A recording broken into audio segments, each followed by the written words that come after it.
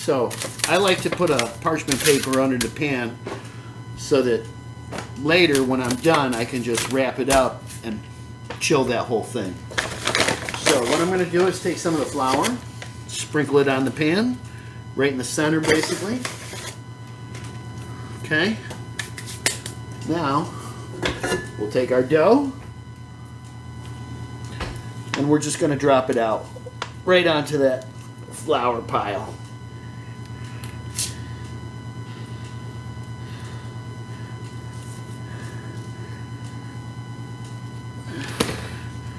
There we go.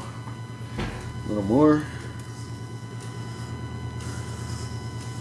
Now remember, this dough is awfully sticky right now, but it needs to be. See, because by the time we're done with our cookies, we're going to roll them. We're going to roll them out with flour, so we'll be adding more flour to the mix, to the surface of each cookie.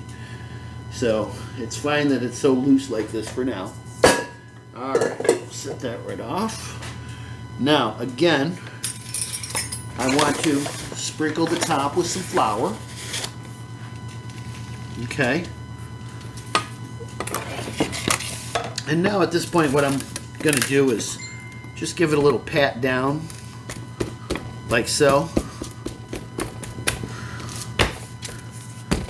And the reason I do this is because I'm going to put this in the cooler, I'm going to chill it, and when I pull it out to roll it, to make my cutouts, I'm just going to cut a piece off, and then I'm going to have a flat piece of dough to roll out, and I'm already going to be halfway there, rather than having a big ball or a big chunk that you have to pound on with the dough and, you know, with the pin.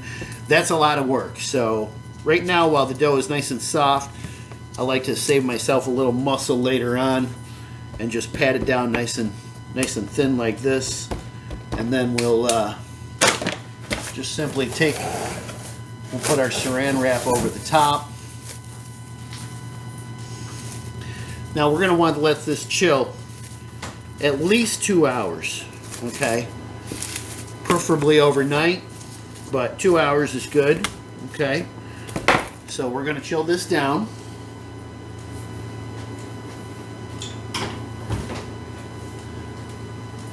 And what do you know? We just happened to find one in the cooler already chilled. Look at that. That's great. Okay, so look at that. See how I'm pressing right down on it, but it's nice and firm because this is cold. Okay, it's been in the cooler, all right, for an hour or more. Okay, so this is ready to roll. So let me clean the table and we'll roll some cookies. A few moments later. Alright folks, here we are. Got the table all clean. We're all set up for the next phase of our project. And it's time to roll some dough. Okay, so I'm going to start on my table with just a sprinkling of flour. Okay. You don't need too much, and you don't need to spread it all the way out, because what you want to do is have it be under the piece of dough that you're going to be rolling out. And then as the dough rolls, the flour will go with it. As we get thinner and thinner, we're going to want to check to make sure that there's still flour in between the surface of the table and the dough. We don't want to pin, what's called pinning the dough down to the table. That's when it won't come back up. It'll just stick. So, alright, so I've got a little sprinkling here. I'm going to take my bench scraper and I'm just going to go in and cut this nice piece right here. Okay, here, let's start with this one. Okay. Alright, see, look at that. That's what you're looking for. Okay, remember how soft that was? This is what happens when it gets cold. So, and that's perfect. Notice I've got the flour underneath already. Okay, so we'll stick that right on. I'm going to take this, I'm going to set it off to the side. And now I want to just give a little sprinkle on the top. Remember, I purposely made my dough without the right amount of flour in it. I purposely left it loose so that I could have the chance to incorporate more flour into it as I roll my dough. So I'm just going to start in the center, a little bit of pressure, go back and forth, pretty much in all directions. And notice I'm purposely not putting too much pressure on the dough. I'm letting the pin do the work. I'm just rolling it across, back and forth, nice and gentle. Okay? Like I said, I'm letting the pin do the work, and I'm not trying to push it all into position on the first try. Okay? Many times back and forth will keep the dough nice and smooth, uniform, and even. So, now, I'm definitely thicker than I need to be. Okay? But at this point, I want to just make sure that I'm good and loose on the table. Okay? And here we are. No problem there. If I needed to add a little bit more flour, it would just be a simple whoosh. But I don't. Not at this point. Okay. So now I'm just going to bring it down a little more. Now at this point, because it's as thin as it is, I'm starting in the center and I'm moving out. See how I'm doing that? Moving out and then back toward me. So I'm going from the center out in all directions. Okay? Like so. Nice and gentle.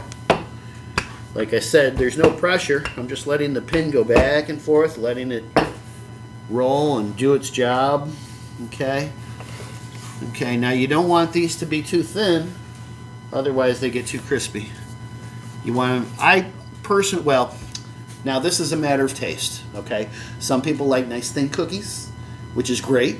Some people like them to be a little bit fatter so that when you bake them, they have a little bit of soft spot in the center. Some people like to have them a little bit underbaked. It's all your preference, and it's all up to you, and you can't go wrong. They're all good. So, personally, I like pretty much middle of the road. I like about a medium thickness cookie. I don't like it too thick because then it kind of gets a little gooey for me. Likewise, I want it to be a little bit soft and moist when I bite into it, so I don't want it to be too thin where it's crispy. That's just me. So I think this is about right, and the dough is probably about, I would say about 1/3 of an inch thick, maybe 1/4 of an inch thick.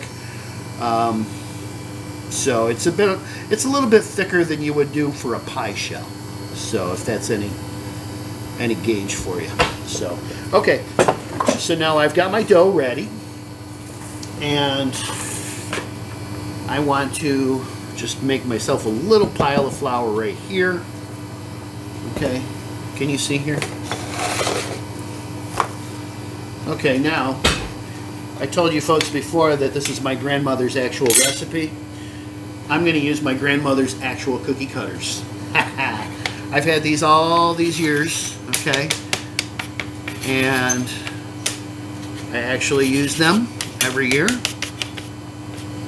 Okay, so what I'm doing is I'm just getting them all floured up. Okay, these are the 3 shapes that I like to do. You can do all kinds of different shapes. You can do big ones, you can do little ones, you can do snowmen, you can do, you know, I mean, it's endless, whatever you want. Let me grab a couple pans. Now, one thing that I do like to do is keep all the same shape on a pan together, okay? So, I'm going to do a pan of stars, because that's what I started with.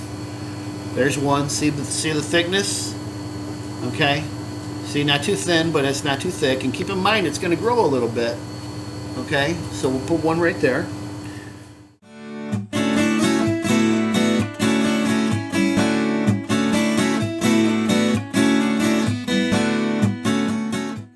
Side. And now let's do another shape. Okay, I don't think I can get 6 bells out of this piece, but I think I can get 6 of these trees. So actually I could probably get 8 trees, and that'll fit on the pan. So there's one. Now these old-fashioned cutters with the handle, these are the best cutters on the planet, I'll tell you what, because all you got to do is make your cut. And while you're still holding on to the handle, all you got to do is just pop it right out, just like that. Because what it is there's an air hole. Okay, when you use one of these cutters, there's no gap. Okay, when you have this, you have a gap.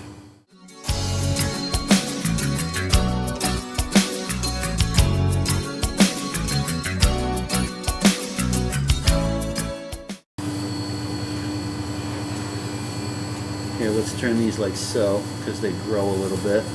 So we got 6 trees now. Okay, now, basically what I want to do is take this dough here. Okay, now I'm not going to turn it into a big ball. Okay, I want to just leave it be gentle. Now I'm going to take another piece, and I really don't even need that much. I'm just going to have this much, I think. Okay, because I'm just going to get one more pan. So what I want to do is layer this just a little bit, okay?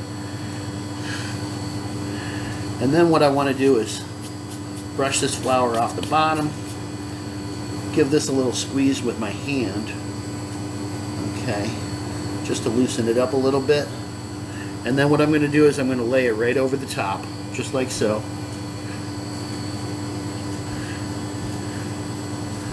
Okay.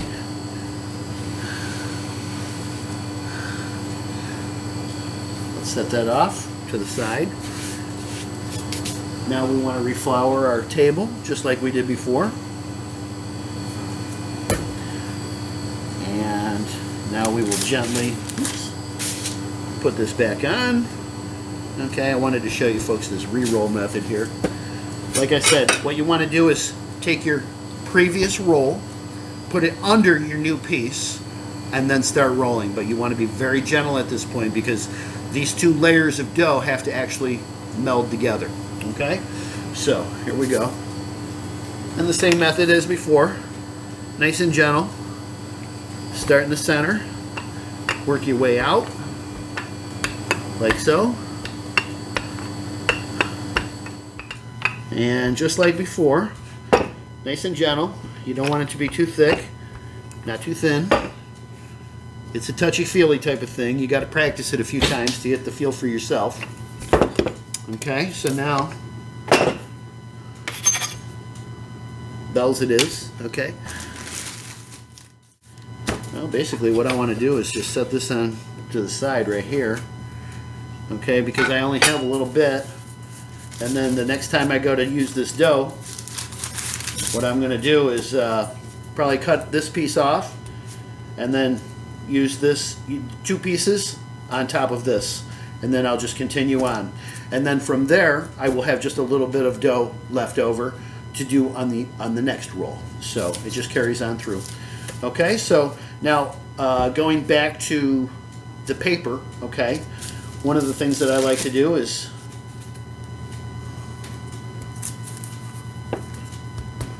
just simply fold things over like this. Boom. Okay. And now we can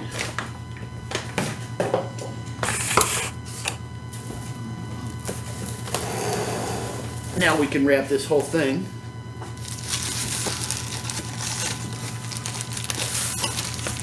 like so.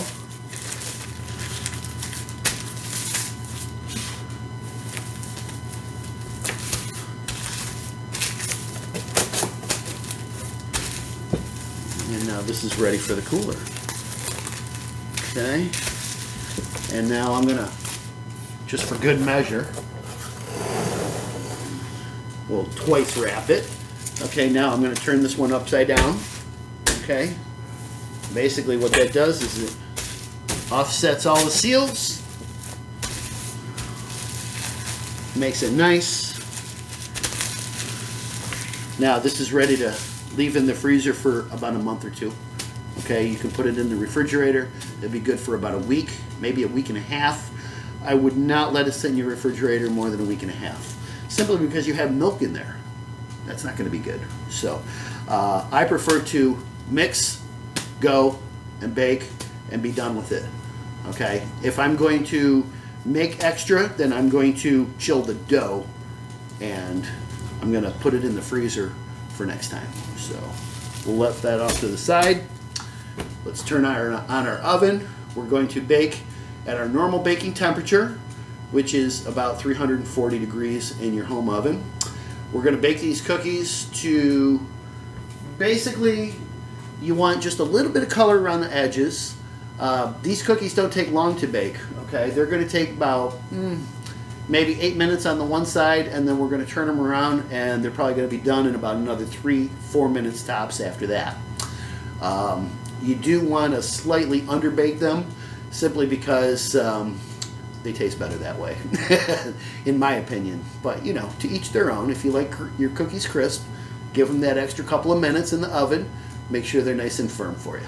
Okay? So we'll be right back. All right. Well, welcome back, folks. While we were waiting for the camera to come on, I just caught a whiff of the cookies, which is the sure tell that we are done.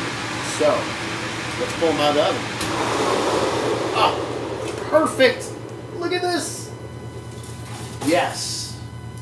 Okay, we have just a bit of color around the edge. It's still light on the top. It's a little dry, but it's definitely not overdone. Okay, and also, look at how much these grew. Notice how they're like twice as thick as they were when I put them on the pan. Okay, so we'll pull that out. Oh yeah, look at the stars. Oh, they're beautiful. How are these bells doing? Okay, the bells look a little lighter than the others, and there's a reason for that. The bells are the biggest piece of dough, and also in my oven, because I know the nuances of my oven, the lower shelves bake faster than the upper shelves. So, looking back in hindsight, I should have probably put the bells on this shelf, and then the stars on the top, and the trees in the middle. So, next time, now we know. Anyway, so we're going to let these cool, and then we're going to make some icing and decorate them in our next installment.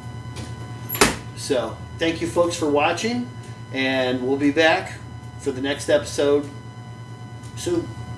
Thank you. Don't forget, bake with love and passion. It's always going to be delicious. So we love our cookies, so they're going to be yummy. There you go. Thank you.